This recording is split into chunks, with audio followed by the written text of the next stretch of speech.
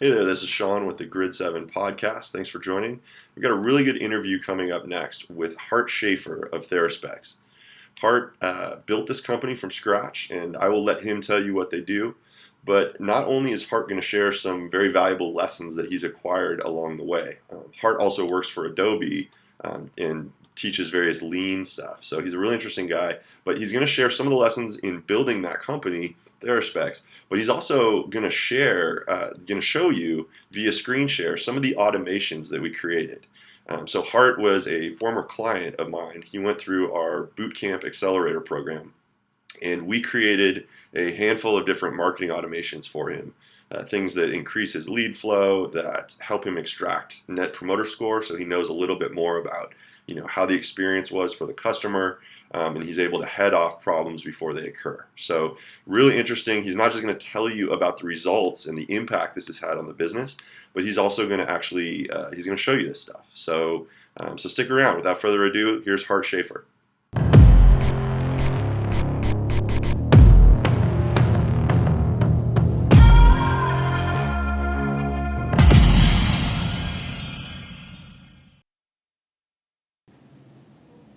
Okay, Hart, welcome to the podcast. Thanks for having me, Sean. Yeah, definitely. So this is it's been a while, and you are going to be kind of the inaugural, we're firing this podcast up again, and I'm excited to have you. Why don't you just tell the listeners, how do we know each other? How have we worked together? Oh yeah, so Sean, we met when I was part of the Seed Spot incubator with my venture Theraspecs, which manufactures therapeutically tinted eyewear that help people with migraines, eye strain, and other conditions that can be triggered or worsened by light, especially fluorescent lighting and computer and device screens, but also sunlight. But it turns out that Sean and I also went to high school together. We didn't actually remember that until we've been hanging out again for like a year, and we were like, wait, oh, you, yeah. So it goes way back, but not that we remembered. And now we sort of run in the same entrepreneurial circles around Phoenix. Cool. Yeah. Yeah, and we did the Cabin 4th of July entrepreneur. That's right, the retreat. Whatever. and actually some of the stuff we'll talk about today, I went through one of Sean's little boot camps to help get my automation stuff running, and I think that's where we can spend a lot of the time today talking about. But. Cool. Well, so why don't you actually talk a little bit about Theraspecs, because that is your current focus, right? That's right. The main thing. So how would you give, what's the quick pitch on what Theraspecs is? Right, so Theraspecs, they're therapeutically tinted eyewear, and this is an example of an actual pair. And the rosy it's not quite a rose color, it's not an orange, but what's happening is that what we're doing is filtering out the wavelengths of light that cause the most pain response, and also filtering out the wavelengths of light that contain that pulsing and fluorescent lighting that can be a trigger for migraines and other issues for a lot of people. And the real benefit to them is that because we're only filtering those wavelengths that matter, they're not nearly as dark as sunglasses, which allows people to wear them indoors and still have that sort of social connection to somebody. But most importantly, it's that wearing sunglasses indoors when you're feeling light sensitive can actually make you more sensitive to light over time. And by being a lighter lens, we're able to avoid that problem. And then what we do is we design them to actually be protective as well. So while this looks like an aviator pair from the front, we actually mount the lenses at a very significant angle, and they're curved as much as almost like a wrap glasses, like a sports wrap. And so while it looks like another style, we manufacture and design our own frames in order to maximize the benefit of that tint. And we started the company because my wife has chronic migraine, and we were looking for solutions for her because this light was causing triggers. And we just couldn't find a good product on the market that we were really happy with. And so as many does, it started with a prototype for her, and she really liked it, so we made a few more for some people she knew, and it spun out from there and did some sort of lean startup testing to make sure that people would actually want these things, and that's where the business started. And so would you say that primarily your customers come, of all your customers, are most of them there because of the migraine issues, or is it just other light sensitivity, or what? What's the general use case? Yes, we started with migraine as a focus, and it's still our single largest identified, condition or source for why somebody's seeking us out. But we have an incredibly long list of conditions that people have talked to us about, everything from lupus to fibromyalgia to blepharospasm, and there's a lot of things. But honestly, our second biggest group after migraine are people who don't have a diagnosed condition at all. All they know is that fluorescent lights or computer screens make them feel sick. Or when they're outside, normal sunglasses have to be welding glasses dark in order to work. And so while this is our indoor glasses, we also make a sunglass. So it's the same tinted much darker on a polarized lens for people who don't find relief outside. And so it's migraine is maybe now 40 to 50%, and then, 20% self-diagnose something, and then 20, 30% of just this long tail of something, because there are actually more than 50 diagnosed conditions that have sensitivity to light as a component of the condition.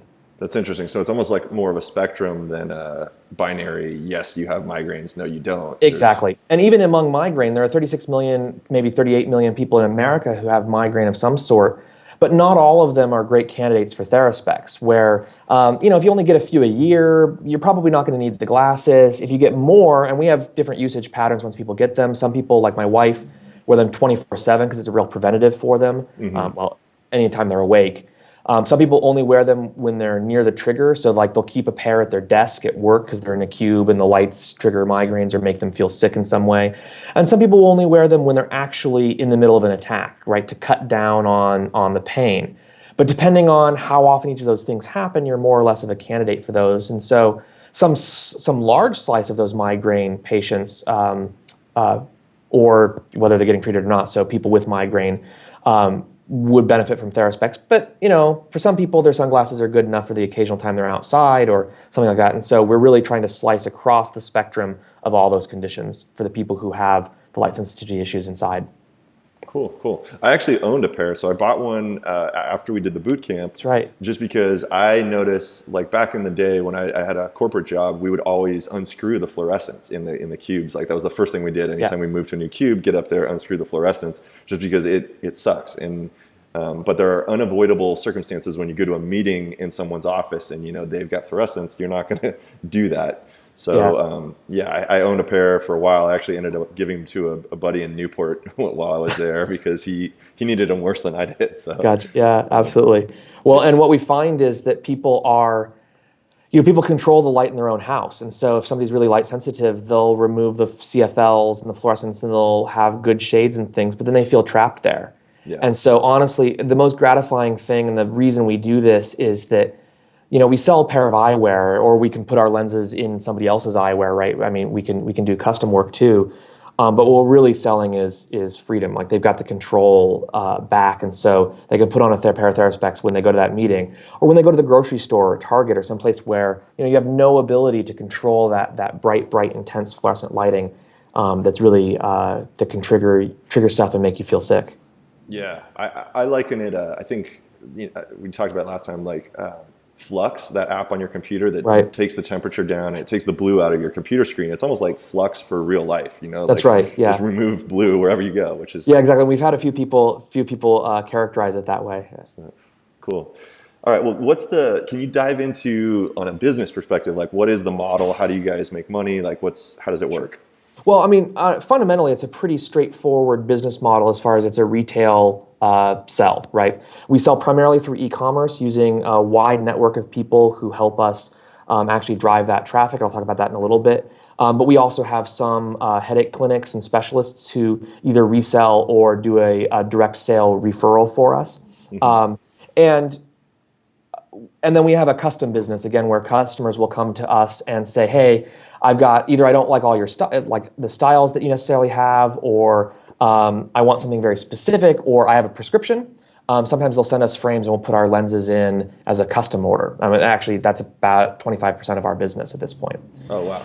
And then where the customers come from, we have maybe, I don't know exactly how they break down now, but our biggest we have straight up search marketing, and so people who are searching for us, and we're a very specialized product, and so if somebody's searching for relief for what they're looking for, we try to find them there. And I characterize these people who are comfortable with self-directed care, right? They're out there looking for solutions for what's going on.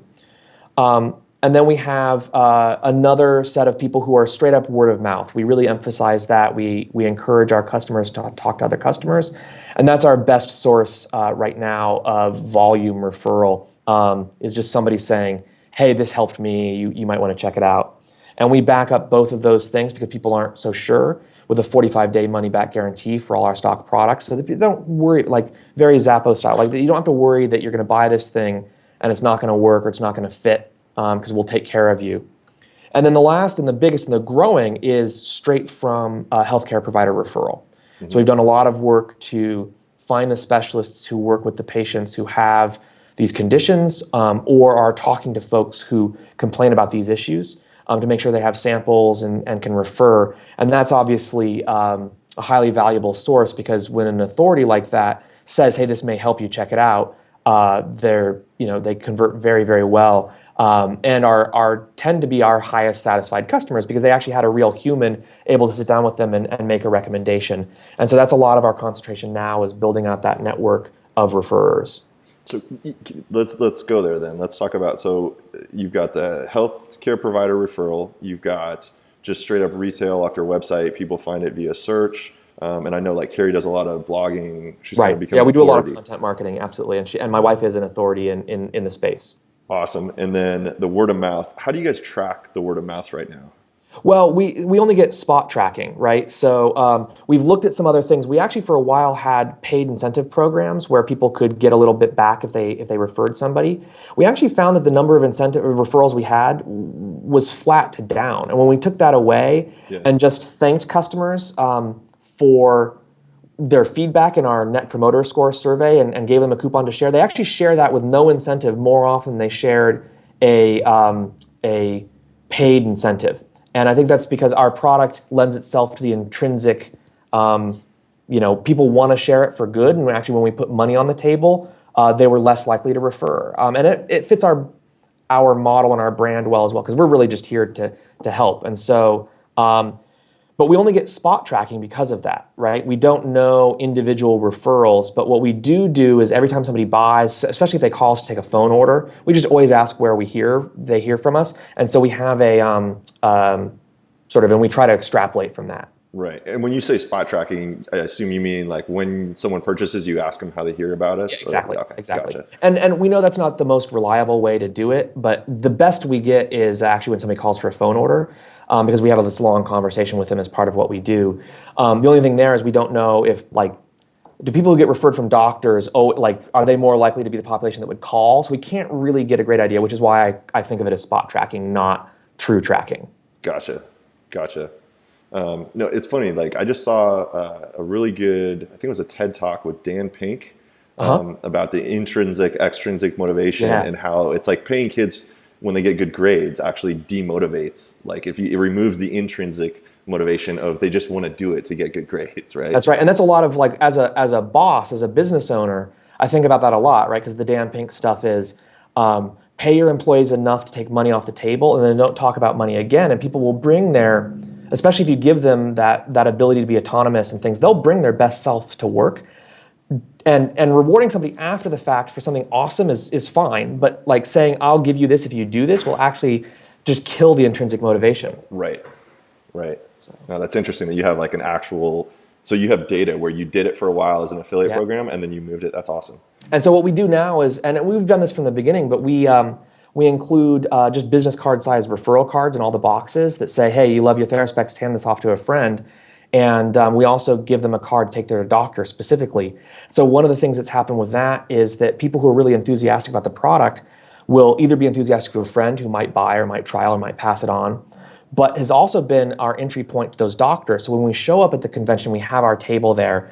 We've actually had a lot of physicians over the 3 years we've done it, especially as we've moved forward, who come up and say, oh, you're here. I actually had a patient come in and tell me about you. And so we've used the patient to break the sort of the seal on the relationship. And so they want to come up and find out more rather than just being a vendor. And that's been extremely effective for us, but also a very slow build process, right? This is organic, the hard climb, organic slugfest at its purest.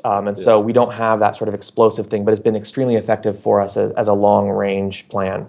Yeah, well, those Ask Your Doctor campaigns, you see the big pharmaceutical companies doing that on TV. Obviously, you guys don't have the budget to do a mass TV campaign like that, but I can see how that would be. That's awesome that they're backdooring it in for you guys. That's right, exactly. And our challenge there is that with anything doctor, that we sell a medical product, but our cost structure is totally different than all other medical products. I mean, this pair that I'm holding right here would cost you $99, right? Yeah. And so the cost per customer acquired can't be as high as it can be for a pharmaceutical company whose lifetime value per customer is measured in 5 figures at least. Right. So. Right. For sure. So what, and I just lost my train of thought. Hold on. It was a perfect segue too.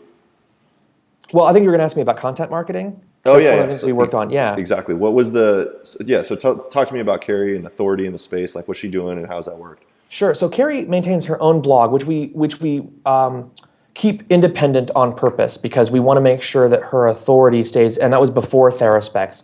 And she's just one of the known bloggers at thedailyheadache.com talking about all types of headache disorder, not just migraine, as well as chronic health issues. But she also writes separately and under her name, but on a Theraspecs blog to get that fresh content. And that's more focused on Theraspecs needs, but also where Carrie may blog much more widely on her own website, or also she blogs for migraine.com. On Theraspecs, very focused articles about news and things that people may be searching for that will help raise Theraspecs' own authority, but also, drive some of that traffic and bring in some more folks.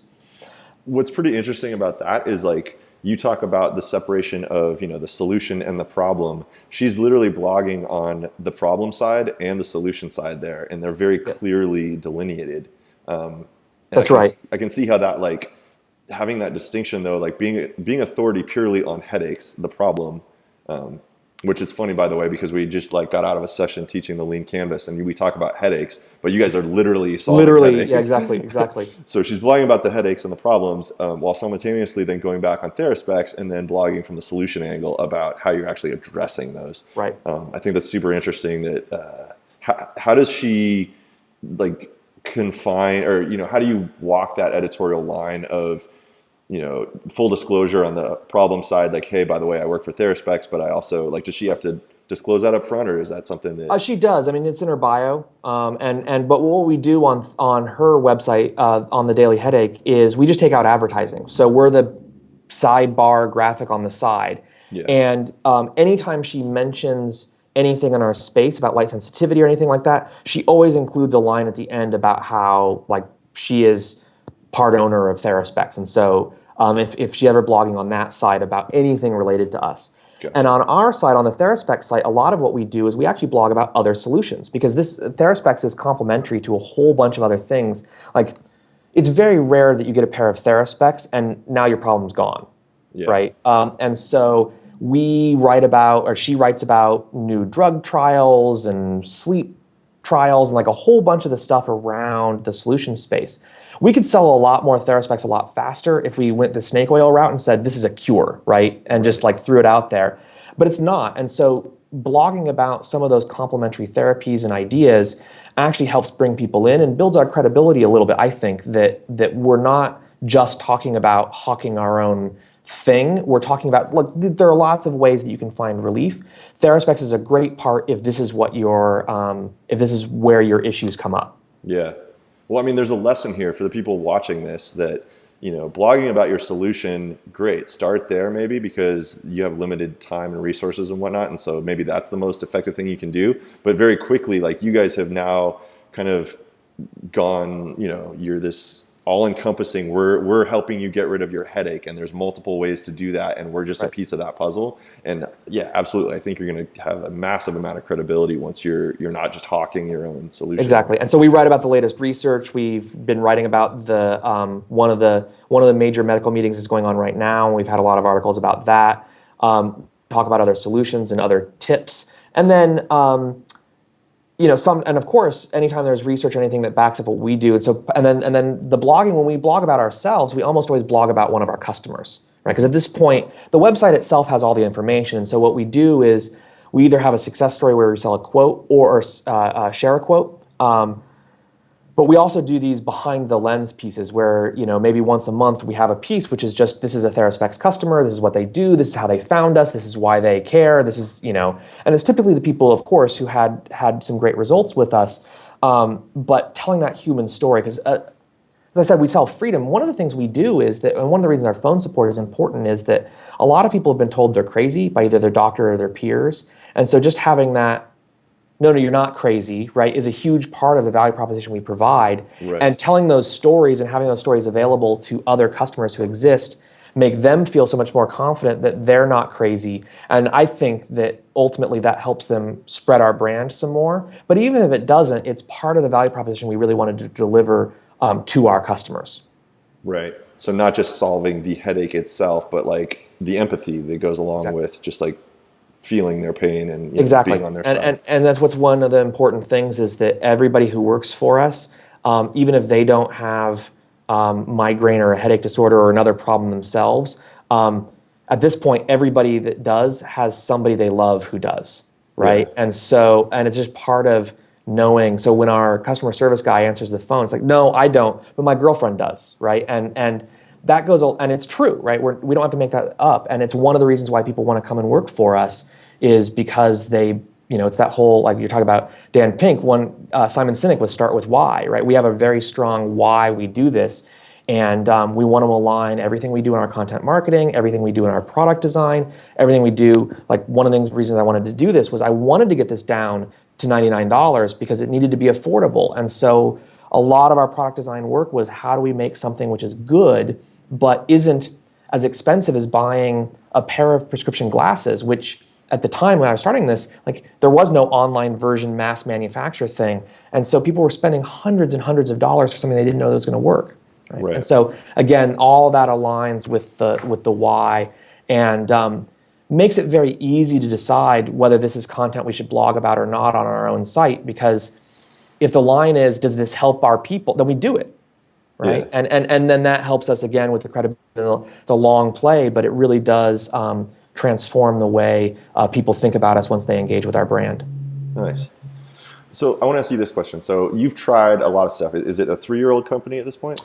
3.5 at this point, yeah. We sold our first pair in April 2012, so 3+ years. And then, of course, I was working on it for about 5 months before launch to get it up and going. Okay.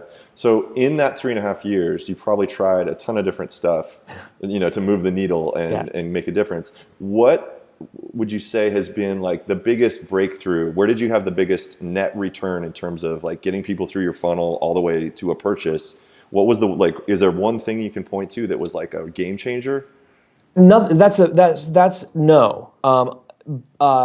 At the time, getting a really tuned up pay-per-click campaign on Google did a lot for us. But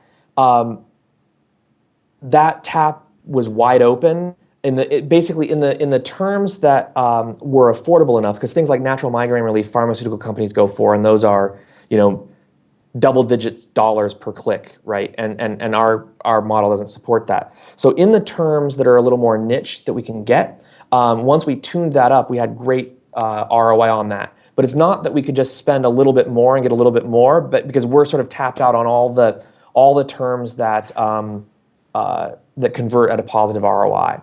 Mm-hmm. Similarly, our SEO, which we still work on constantly, was when we actually put concerted effort into both optimizing the site and getting that content up, we saw a distinct bump. But now that's a pretty flat growth, right? Mm-hmm. So the biggest thing we've done is that doctor referral channel, but that's not one thing that it's the least easily tracked, but I would credit a lot of our growth to that. And that's one where that's sort of old-fashioned marketing sweat equity, going to the shows, spending the money, making the collateral, spending the cost to actually send pairs to these doctors, straight out of our cost of goods. Mm-hmm. And in fact, what we still work on hard is that scalable customer acquisition. What's the next way we can go where, because we can keep doing these things and they'll keep like slowly getting, and especially because we've got the referral, but what can we do to actually take our slope from this to that, right? And continue to do that as opposed to just having a bump and then going back down to the slope. Mm-hmm. And by the way, that slope is still great. But I'm anxious. I want to get to more people. So is that your greatest challenge then? Is like just increasing the slope of that curve right now? We're creating a market. People aren't looking for eyewear for this, and so we know that there are safely said tens of millions of people in America who would benefit from a pair of Theraspecs. And we sell worldwide, so it's even more anywhere that we can mail. But it's a diffuse market. Nobody has created that market yet. And so we have to create the market, and that's an extremely expensive proposition. And so figuring out the way to do that in a way that's scalable and we're confident in is our main challenge. How do we group those folks together? And that's one of the reasons why the doctor referral has worked so well for us, because that's the one place where these people come together. It's just an extremely expensive and long-range thing to do. Right. Yeah. Interesting. Well, so let's talk about, we did at the boot camp that you mentioned when you came to it. So we did these, what we called an accelerator program with you. There's 3 people. We took them all through the same process. And with you specifically, I think we were implementing ActiveCampaign for the automation. We were basically trying to put some drip campaigns together. So maybe just talk a little bit about what we did and, you know, what was the result of that? Did it work? Did it not work? What did you learn? Yeah, absolutely. So what we did is we created, we compiled together some of the information we already had on our website, plus some that we hadn't published anywhere, into about an 8-page ebook titled Light and Your Health. And it was an educational piece on things that were backed by science already that may not be very widely known. And then we added the download form in several places, and so people could come and sign up and grab that. And then what we do is we drip to them a series of about 6 informational emails after that, so they know when they sign up they're going to get the ebook and 6 informational emails. And the drip campaign, of course, adds a little bit more and more about Theraspecs as the drip goes on. So it's a very natural, I'd say, quite soft sell, and we've tweaked that a little bit, so it's even softer than it was when we went through the Accelerator. After that, we actually also added in a couple other things where we did some custom integrations so that when we ship from our store, not when they buy, but when we ship, a drip starts. And that gives somebody a few days later a personal email from me as the CEO thanking them for putting their trust in us, giving them my email address, so if they ever have any concerns, they know they can reach out. And then a few weeks after that, where we think they've actually had the product for a few weeks, it sends them a 1-question survey, which is a Net Promoter Score question. And then depending on how they answer that, they get other responses as well. Cool. And have you, I guess my question, and this is a scary one to ask because I'm asking it live, but was it worth the money you paid to attend the boot camp to implement all that? Yes, especially because it got us started. What came out of the boot camp was not what was generating a positive ROI for us, but it got the ball rolling in a real way where we overcame the friction associated with actually, because there's a lot of work that goes into setting these things up. Right. And once it was set up and I was tweaking, it was a lot easier to do that. And then the actual return from the ebook is also, it's not trivial to track, right? I can't get great reporting out of that, and I wish I could. It's one of the things that if I could improve something out of ActiveCampaign, it would actually be the ability to say, well, how many people have all these arbitrary characteristics, because I could figure out how many of them bought after downloading, like how many of the ebook people bought in a really easy way. I've got some heuristics around that. Yeah. The Net Promoter thing, though, has been a fantastic tool because actually the people who get that coupon I was talking about earlier, just who for liking Theraspecs, it's actually if they're a passive or a promoter. So if they're a 7, 8, 9, or 10, they get the like a thanks, we love it, and we love that you love it or that you like this thing. Although we take the passives more seriously, but we treat them as if but a 0 through 6, they actually get an email from me saying, I'm really concerned based on your response that you're not completely satisfied with your Theraspecs. What can we do? And what's interesting about that is that while a fair number of those turn into returns, right? They're just like, oh, well, okay, I'll send them back. We actually end up with somebody who's no longer mad at us because they had a proactive way to reach out. And so I don't think they're doing any brand damage to us. But we turn around a surprising number of those where it's a problem we can solve, and they didn't know we could solve it, and they hadn't looked at the fact that we could solve it. And so, give me an example of like what you're talking about. Like, so somebody buys a pair of our over prescription glasses, which are bulky, and they say, I gave you a 3 because I just don't like wearing 2 pairs of glasses. And we said, well, we could actually make you a pair of prescription glasses if the lenses work. Oh, that would be great. Or I bought your wraps and I love them, except they're too tight or they're too loose. Well, they're actually adjustable at home. Just take a little hairdryer and bend them. And like, we have all this information, but people don't know it. And so sometimes a little tweak or an exchange for a different style is all it takes to make somebody extremely happy with their purchase. Yep. And that's one of those don't know what you don't know. How else would you get, how else would you think to tell them that? That's if they right. Didn't self Exactly. And a lot of that information is on our site. A lot of that information is proactively shared with them, but people don't read it. But the CEO reaching out and saying, I'm really disappointed that this didn't work for you. Can you tell me what's going on? Is an open channel when they see it's Hart.Shafer. Like, I mean, they can email me, right? It's right there. So. Have any of those turnarounds? I'm just curious if you know of any documented ones where something that would have been an unhappy person then not only becomes like stays a customer, but maybe even tells people about it. Because I can see like once you turn around someone, I would imagine they're absolutely. So I don't have an example from the NPS specifically, but absolutely on the if there's ever a mistake or a problem and you solve it, sometimes that's better than having a perfect experience, right? Because they knew that you were responsive to what just happened. And so we do know that we have some loyal customers, and the reason they're loyal is, Theraspecs really cared enough to fix this mistake or to proactively do X, Y, Z. And so I believe that that's one of the benefits of doing this follow-up automatically via the Net Promoter. And that's all via drip. And so we also get reports. I use a Zapier automation now to ping into Slack when somebody actually gives us a report. Yep. And that's just for our discussion among the team about what happened. But we actually now don't follow up manually because we know that's going to interrupt the stream of the stuff that they're going to get anyway, and that those all invite further contact if they want it. And so we get the information we want passively, and all that stuff happens, and then we're ready to respond when the human needs to be involved. Awesome. Is there? I mean, is this something you could show us? Like, the NPS? Yeah, absolutely. Or? Let me see here. Is there a? I actually just forgot. How do I share my screen on Skype? It's under Conversations, Share Screen. It's about halfway down. Got it. Sharing screen, and I will share that. All right. Okay, so I just flipped over to Chrome here. Can you see this coming through yet? Yep, I got it. Okay, so this is an example of our post-sale sequence. So this triggers when somebody actually, when our store reports that somebody has, the good is shipped, right? Okay. So it's actually gone out the door. So what we do is it actually just waits for a few days and checks to make sure that it hasn't been tagged as closed. So that could either be we canceled the order or they've already returned it for some reason or something's happening, and that's very rare. Okay. But it happens sometimes in duplicate orders or things like that. Then they get this email from me, a little preview here, that's the thank you email.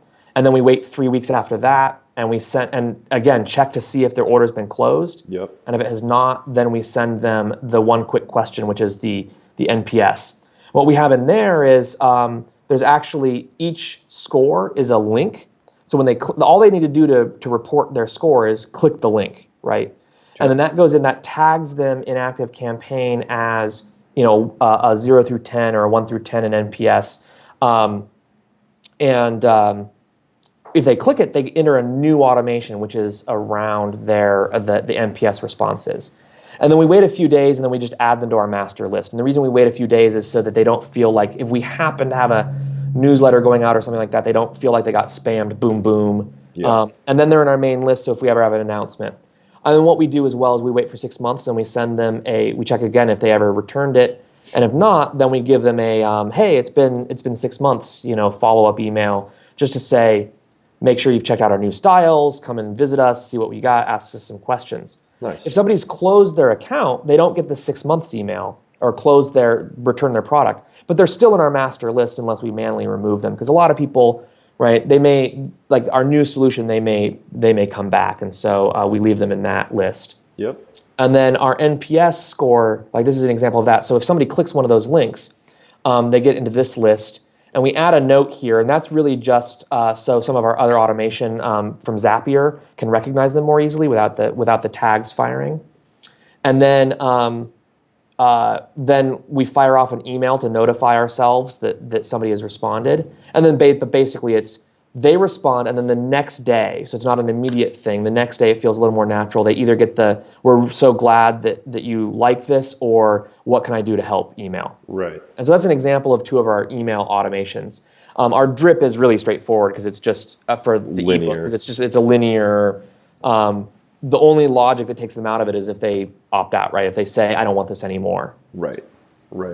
And are you using the CRM functionality, like the deal tracking at all, or do you purely just using the tags and automations? I'm just using the tags and automations. In fact, all the deal tracking functionality came in after we signed up for ActiveCampaign. Okay. And it's been on the sort of like vague to-do list to go back and see if it would be something that would be useful to us. Right. But right now, it's really just the automations. We also send our one-time campaigns out of ActiveCampaign because our list is there now. And so we've migrated everybody from MailChimp and like the free stuff we were using before. And so this is our total email solution right now. Cool.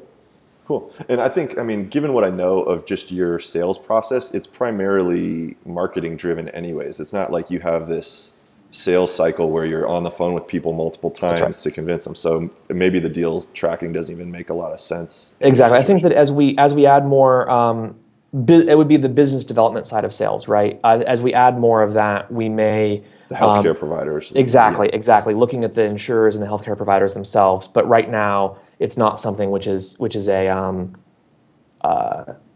major part of our business. So totally cool. All right. Well, let me just ask you two more questions here. These are more Tim Ferriss-esque, I guess you could say. But like, what do you do?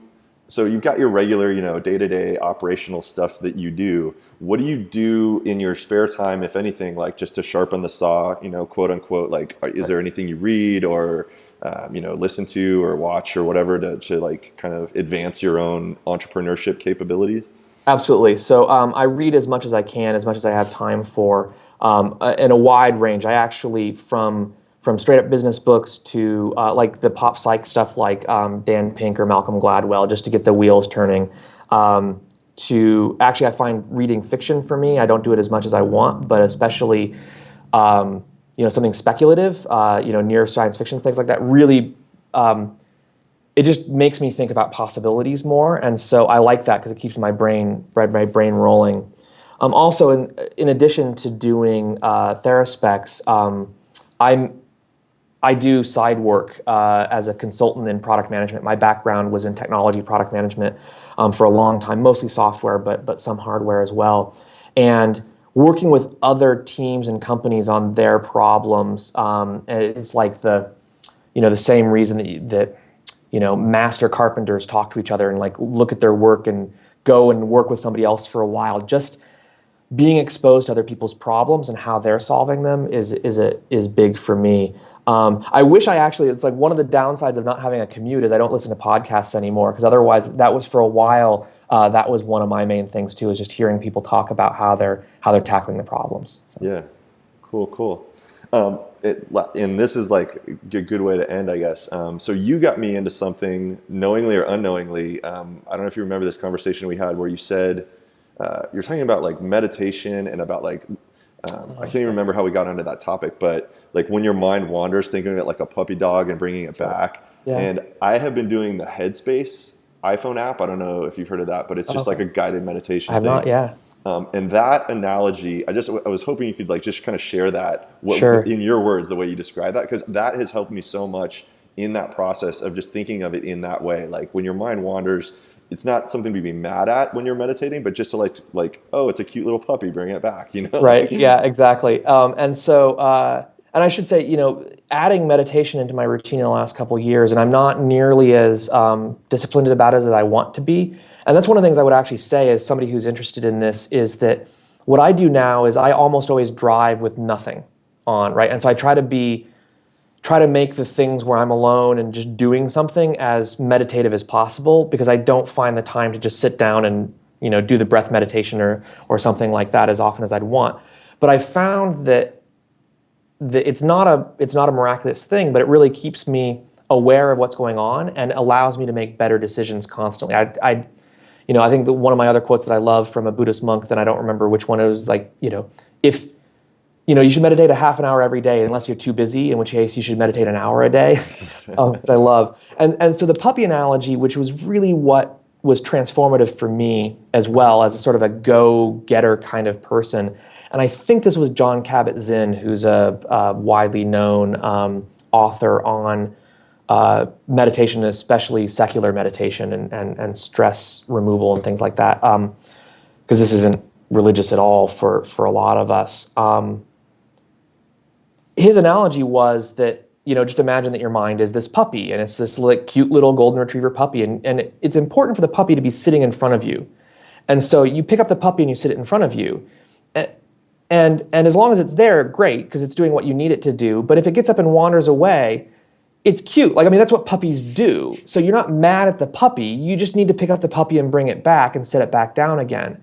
And so there's no judgment of puppy. It's just wandering away. And to treat your mind the same way. If you're in the middle of meditation and it starts to wander, just recognize, oh, my mind has wandered. Isn't that cute? That's what minds do. Yeah. That's what they're for.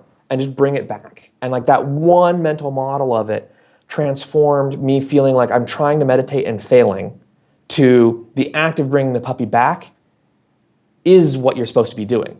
And that's it, right? And that was it really brought me over that hump. It's like you and I think almost everyone else that is like us, right? Where you're so just wanted to okay, what do I need to do to make this work? I think we're all very just trying to force the peg in the round hole or whatever. Exactly. Shoulder down and pushing as hard as we can, right? Yeah. And so, okay, cool, man. Well, I think that's probably a good spot to end. It was transformative for me as well, so I just wanted you to share that, and that's a beautiful. Absolutely, yeah. And as I said, not my analogy, but it really did sort of seal it for me too. So I'm happy to hear that. Yeah. Cool. All right. Well, any parting thoughts? I mean, you've done an awesome company. How do people learn more? How do they read from you more on the blog? Sure. Theraspecs.com. So that's THERASPECS.com. That's therapeutic spectacles concatenated, right? Theraspecs. And that's the best way to get a hold of us. And if you have any questions for me, just use the contact form and just say, hey, I'm trying to get a hold of Hart. I think that's also the easiest way to get a hold of me. Cool. Awesome. Well, thank you so much for being on the podcast, Bart. Yeah, it was my pleasure. Absolutely. Cheers.